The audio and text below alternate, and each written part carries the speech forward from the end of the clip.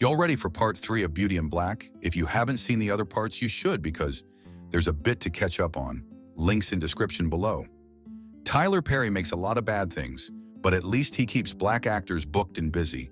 Because unlike Trump, Tyler creating black jobs. Kimmy hasn't been answering her phone, so Jules sends Body to pick her up. Body is furious and knocks her ass for not being readily available. Big back Delinder, with the hard R, angry too. So she and her girls drag Kimmy to the car for her next appointment. Meanwhile, Jules tells Norman that there was a triple homicide in the tow yard where Ina was found and that he would try to get all the footage he could. Norman is sure that one of his nephews did it for money. In the family will, if Norman and Ina dies, the rest of the family inherits their money since they don't got kids. However, Norman is relieved that the doctors are going to wake up Ina the next day because the swelling in her brain has gone down, which means she can finally tell him what really happened. Hopefully, Ina hasn't been having no grotesque coma dreams. Jules calls Mallory afterward to give her an update. Mallory don't give a flying fuck, but wants Ina dead. Then Mallory says she wants to know where Roy at, and Jules refuses to admit he knows Roy's whereabouts. Meanwhile, Kimmy arrives at the hotel where Roy is waiting. He accuses her of calling Mallory while they were pounding, but Kimmy a good liar apparently. Roy drops the topic after criticizing Kimmy's lack of education, then orders her to strip. Still, he can't pitch a tent, even though he's staring at her. He blames her for it being soft, so he kicks her out of the hotel. Is Roy gay too? By the time Angel is done dancing and it's time for Horace to go home, the little Trump supporter grabs his crotch saying it'll be waiting for Horace. Kimmy has returned from her soft hoe gig. Angel says he ain't ever gonna penetrate Horace. Sure, Angel finds that his girlfriend Yolanda has been trying to reach him.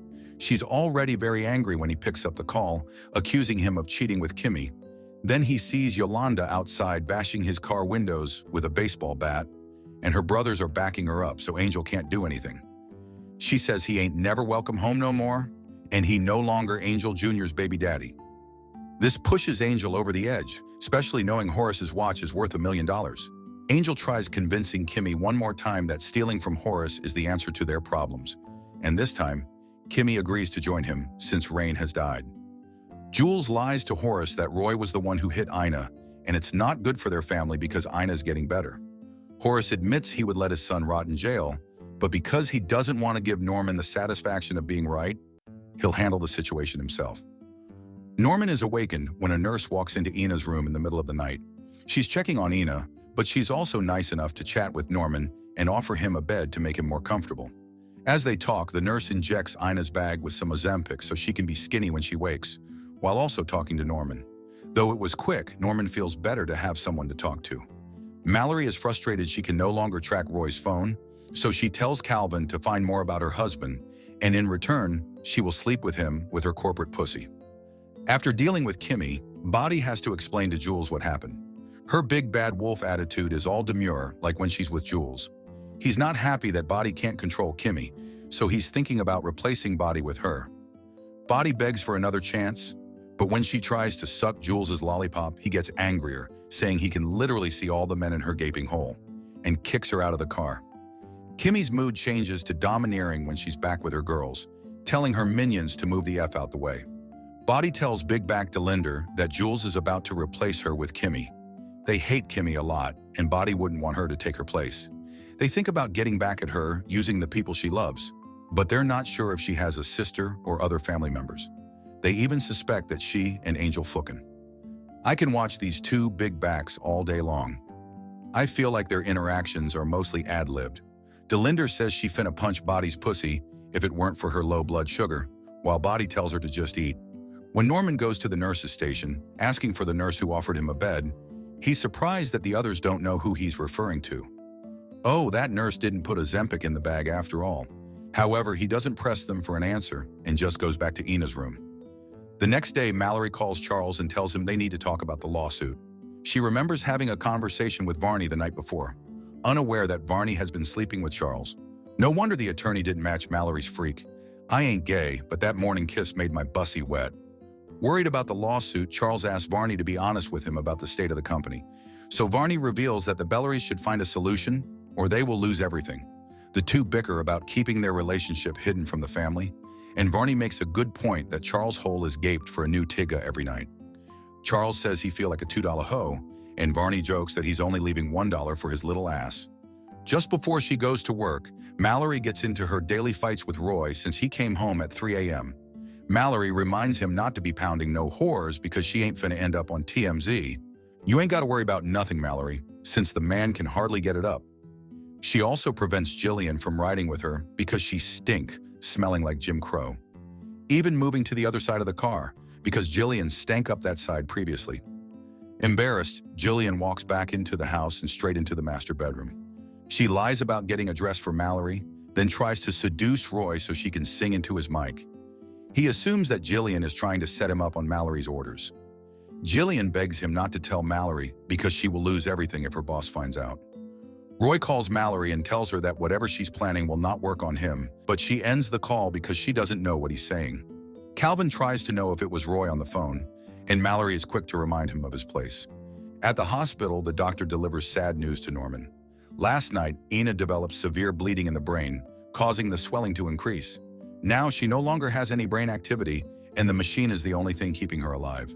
Norman is devastated because his wife was getting better yesterday, and today he has to make a choice whether or not to take her off of life support.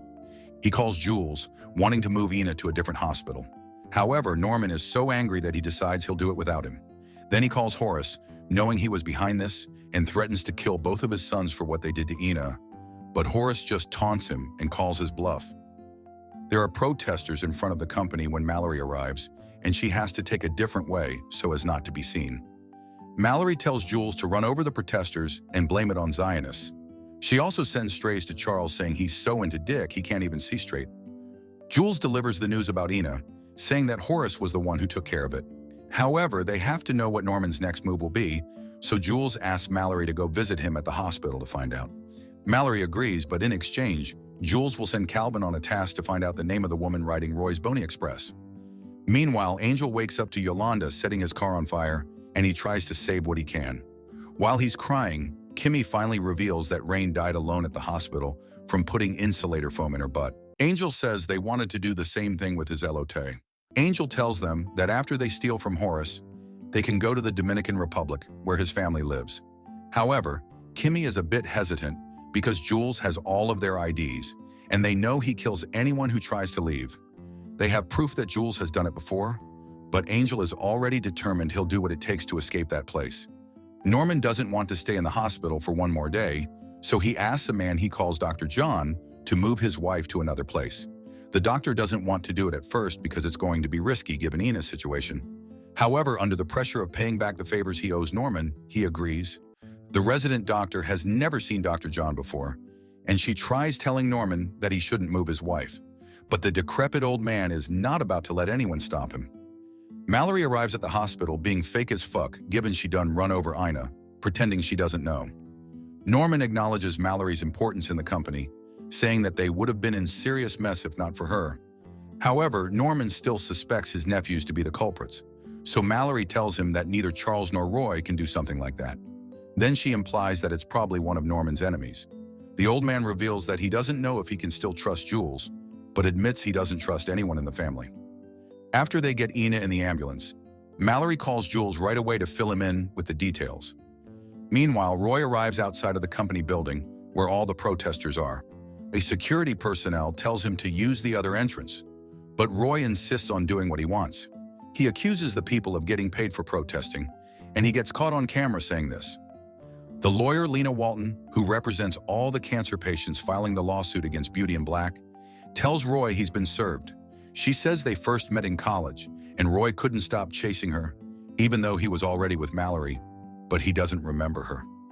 Lena threatens the company saying she's gonna bring it to its knees, but Roy says he want to make Lena get on hers to smell his smegma. Lena compliments Roy and feeds his ego, saying he's the one running the company and she would want to meet him again to talk things out. After that, Roy fires the guard who failed to keep Lena off of the company property, holding his cheeks. I would have slapped Roy. You's already fired, might as well. Jillian plays in Mallory's office and Roy catches her with her feet propped on the table. Jillian apologizes again for what happened that morning and assures Roy that she was not setting him up. Then she flirts with him and says she's ready to know him in the biblical sense. Roy refuses but touches her chin as she leaves. Kimmy is happy to hear from her younger sister Sylvie, after a long time. Sylvie thinks Kimmy works as a nurse in a hospital and is not aware of what she's really doing in Chicago. Yo sis being trafficked girl, Kimmy has been sending her money, but Sylvie says her mom's boyfriend took the money again. She wants to live with Kimmy once she turns 18, away from her mother and Frank, and Kimmy tells her she can.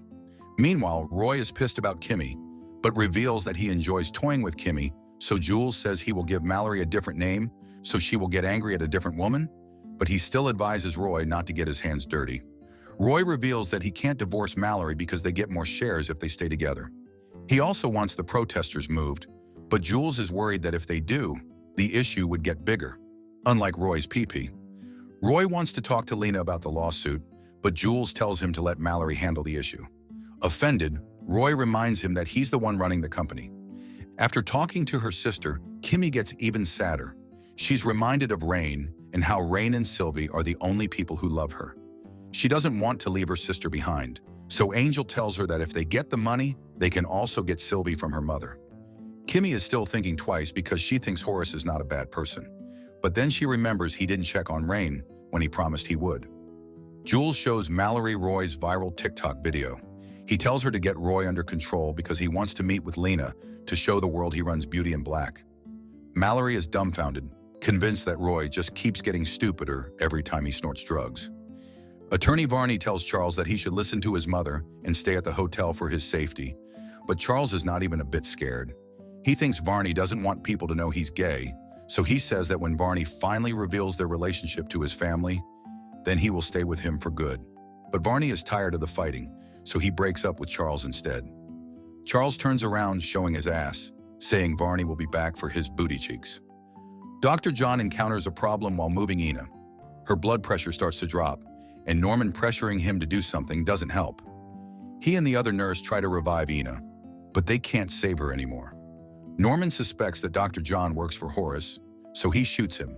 Then he kills 2 more people and the nurse inside the ambulance. Then he walks away like nothing happened. Norman done gone in the deep end now. We only got 2 more episodes left of this crazy show, and it only gets crazier. I'm absolutely hooked on this series, and y'all should watch it if you haven't. Subscribe to watch more videos like this. Turn on notifications. And leave a like, it really helps the channel out. Thank you for watching.